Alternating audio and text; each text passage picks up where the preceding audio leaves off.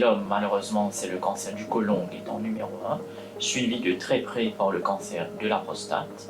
Ensuite, il y a le cancer de l'estomac et les autres cancers digestifs. Chez les dames, on trouve malheureusement le cancer du sein qui reste toujours en numéro 1 depuis plusieurs années, suivi du cancer du côlon qui est augmenté chez les dames et suivi par la suite des autres cancers gynécologiques comme le cancer de l'ovaire, cancer du col de l'utérus et de ce qu'on appelle l'endomètre, l'intérieur de l'utérus.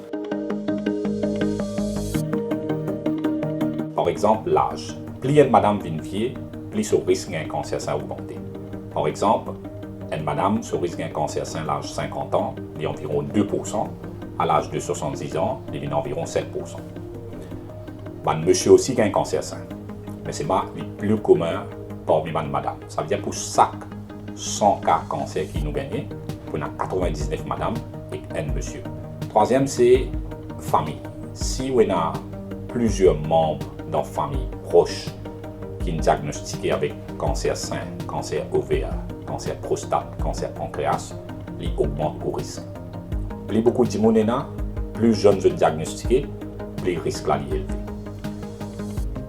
Quatrième, si une madame commence à gagner cette période bonheur avant 10 ans et elle fait sa ménopause tard, après l'âge de 50 ans, elle augmente le risque là un petit peu.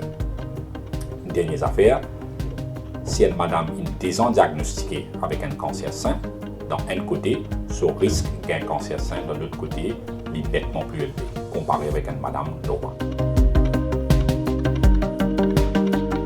Alors, le cancer, il a un côté donc évitable, dans le sens que si nous faisons une activité physique, mais principalement que nous transpire un petit peu. C'est ça la grande différence.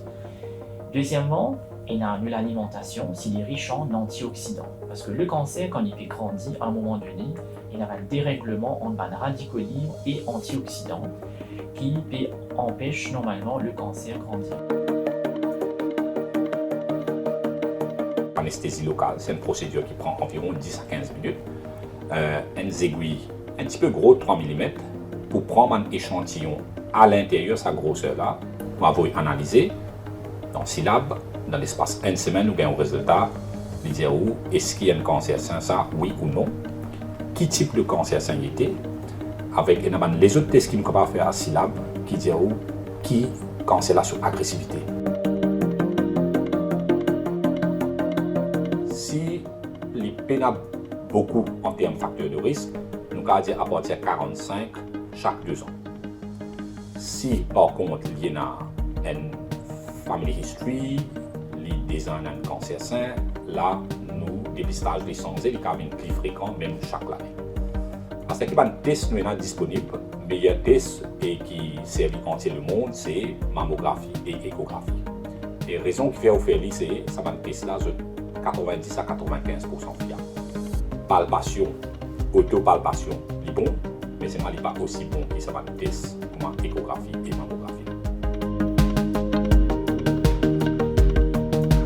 Donc, une patiente qui garde un poids stable, c'est-à-dire qui mange sainement, bien sûr, une proportion de protéines, vitamines, un peu de sucre, un peu de graisse, on va dire non saturée, et aussi qui fait une activité physique, que bien sûr, il transpire un petit peu.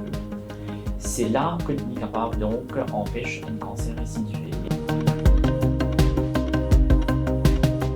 20 à 30% des cas de cancer héréditables, donc transmissibles de membres de la famille à membre de la famille, donc de génération en génération.